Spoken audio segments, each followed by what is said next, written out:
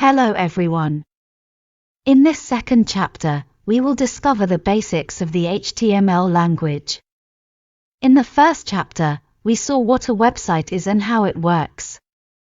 We also saw the necessary material to create your own site. In these tutorials, I will use Sublime Text as an editor, but nothing prevents you from using another editor, such as Notepad++, JEdit, or even simply Notepad in Windows.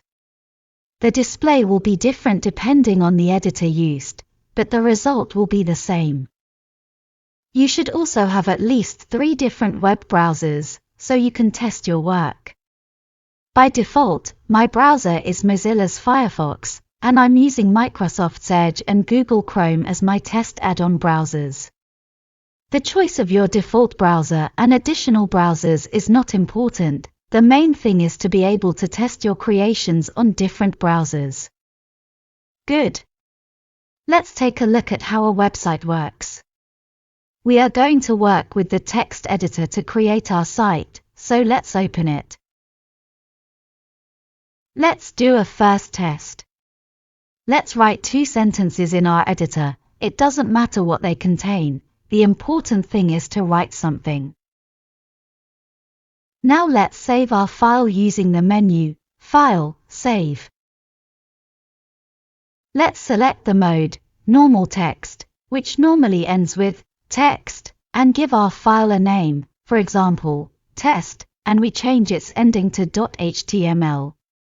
Yes, remember, an internet browser works in HTML, not in text. I also created a folder named Test, in which we can put all our tests. Let's click on Save to save our file. Alright, now let's see what it looks like in our browser. Let's open our test folder, which must contain our first file, test.html, and the icon of the file must be that of your default browser, mine being Firefox, so its icon appears on my file. Yours may be different depending on your default browser. Let's select the test.html file and open it. Our web browser opens and displays your text. Could there not be a small problem? We had written our text on 2 lines, and it is displayed continuously on only 1. All right. Indeed, our browser can of course display a text, but so that it knows how and what it should do with our text, image, or any other elements, these must be placed between what are called markers or tags. These tags have different roles and will instruct the browser what to do with their content. Let's see what these famous tags are, which are the basis of the HTML language. The tags are short instructions, which are in English, but, I assure you, they are not very difficult to understand, and these instructions are placed between angle brackets, like this. This is how a tag is written. Tags are invisible when displayed in your browser, and are intended to define what they frame, as if to say, this is text, this is an image, this is a link. There are 2 types of tags. Tags in pairs, and orphan tags. Let's start with the tags in pairs. As their name suggests, they always come in pairs. An opening tag. Its content, text or other instructions, and a closing tag. We can see the difference between an opening tag and a closing tag. The opening tag contains the name of the command used, and the closing one, this same name but preceded by what is called a slark, which is, for English keyboard, with $? Key in normal function.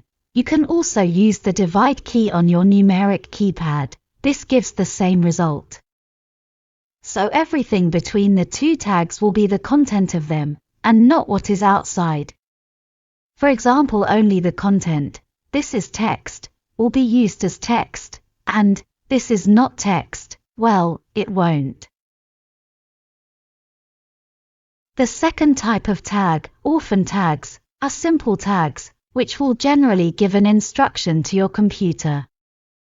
Like tags in pairs, they are written between angle brackets, but, to distinguish them from these, we place a slash just before the closing angle bracket, as in this example. Now we can set attributes with a certain value to our tags.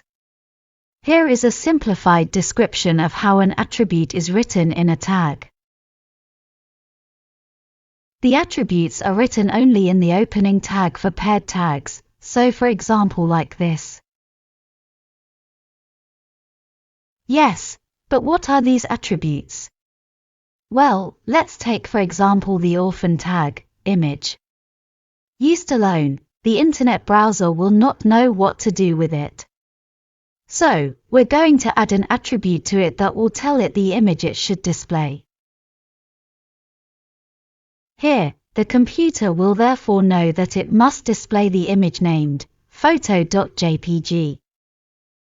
Note that the slash of an orphan tag is placed after the attributes and their values, just before the angle brackets closing the tag. Well, all the tags we just saw are fictitious, because as I told you, the tags are in English. Good, now we can get into the HTML coding. An HTML document must have a basic structure. This structure, common to all web pages encoded with HTML5, is here. You will have to use this structure in all your web page creations, so let's open our text editor and copy exactly this one in this one.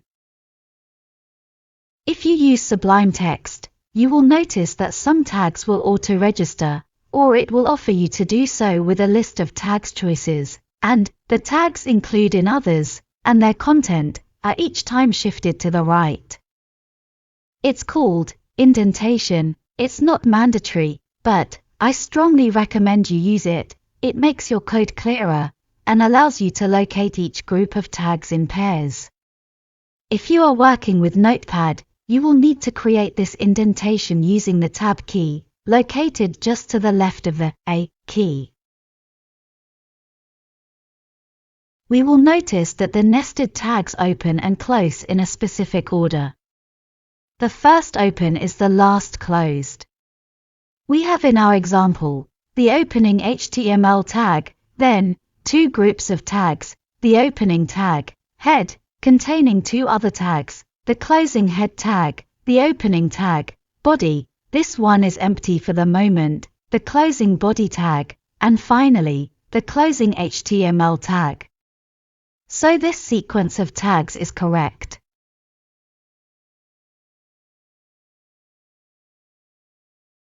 As for this one, it is incorrect, because the tags are mixed up. Hola, that's a lot at once.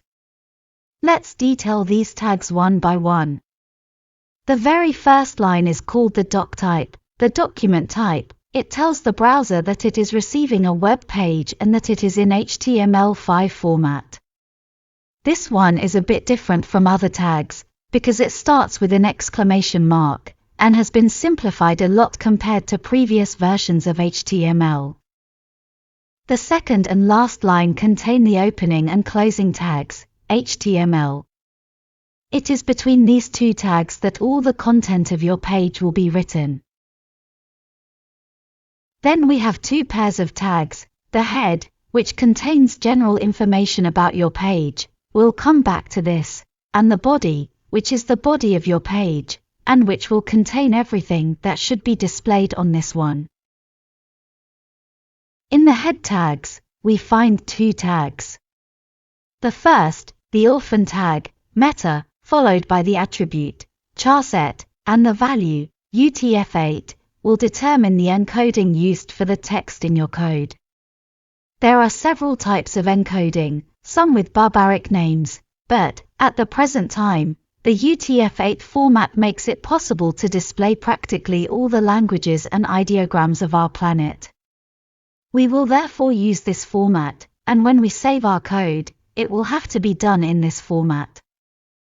In Notepad, it is defined when you save your file and must be defined in the Format menu of the Save window.